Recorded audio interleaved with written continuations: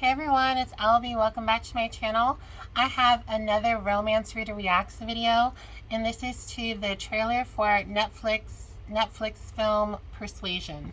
So Persuasion is one of my favorite Jane Austen novels.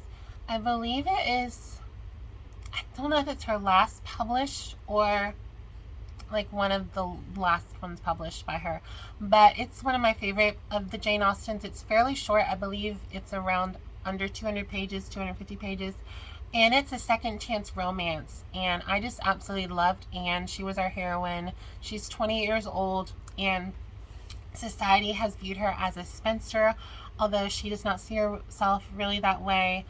And the whole book is called Persuasion because when she was about 20, 21, she is persuaded by her friends and family not to marry this man because he's not good enough for her. And you know what?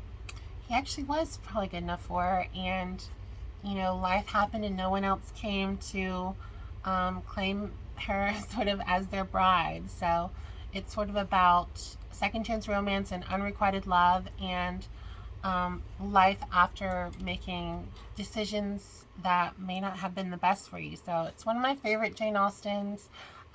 I haven't, what's funny is I've read a lot of Jane Austen, but I haven't read Emma or Pride and Prejudice, which are her most famous. But I absolutely loved Persuasion, and I love Sense and Sensibility as Northanger Abbey. So here I'm going to go ahead and watch the trailer for Persuasion. I almost got married once. There were no two souls more in rhythm than Wentworth and I. Oh. And I was persuaded by my family to give him up. My father, exquisite jawline. he's never met a reflective surface he didn't like. And my sisters. I'm just too kind, Anne, that's my problem.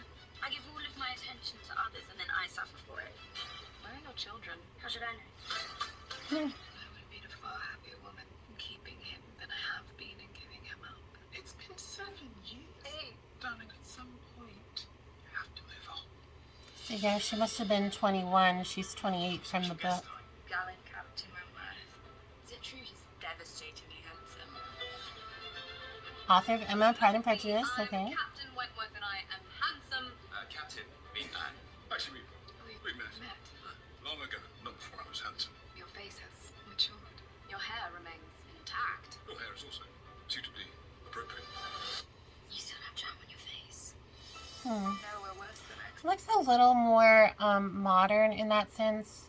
I will say that it is pretty rare that a woman of that time would have had her hair just like free flowing and down in the story like they have Dakota Johnson with hers. And I will say I do like that this is also a diverse cast as well. So yay for inclusivity, and I think they're definitely taking a note from Bridgerton and how successful that has been and how it's brought many people into romance that may not have at first. So let me go continue a little more. my friends.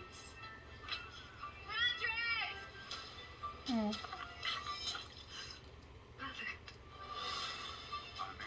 I think I'm in your way. Perhaps you can correct that.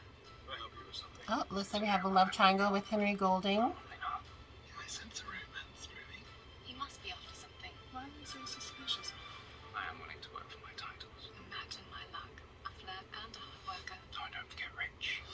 How is it the life without one? I know that Jane Austen is really witty and funny, but I do feel like some of these jokes I broke have either been added or modernized. What would you want me to do? I know how much. They have her hair down a lot, like fully down without a ribbon, and like, I don't know about that. or you knew how much I cared. And also the side bangs, Changes. but I can overlook, you know, hair and stuff. I like that it's her real hair, not a wig. Tell you how to live. Or who to love. Oh, it looks really good. Let's see who this cast is. So we have Dakota Johnson, Cosmo Jarvis, who I guess is Wentworth, Nikki Amuka Bird, who I'm assuming is Anne's best friend, with Richard E. Grant, I don't know who that is, and Henry Golding, who's from Crazy Rich Asians. So yeah, that looks like such a good movie. Does it have a rating? It should be PG, I would assume. Yeah, PG for some suggestive references. July 15th on Netflix. So, you know, within a month or so. That's exciting. Yeah, so I will say it seems like there are some differences between Austen's novel and this, but I'm still excited. I love Jane Austen. I love modernizations of works. Do I have it up nearby? I think I moved myself around. Oh, let me see. I can get it real quick.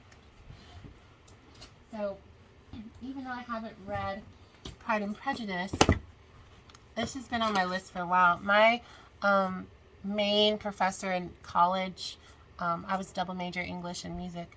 Her like main field of study was Jane Austen, and I always followed her book or her Goodreads to see what kind of book she was reading. I still do, and she had this on her list a couple years ago. Still haven't read it, but it is called Unmarriageable by Sonia Kamal, and it is Pride and Prejudice set in Pakistan. So it's a modern retelling of Pride and Prejudice in modern day Pakistan. So that's, I think it's really cool.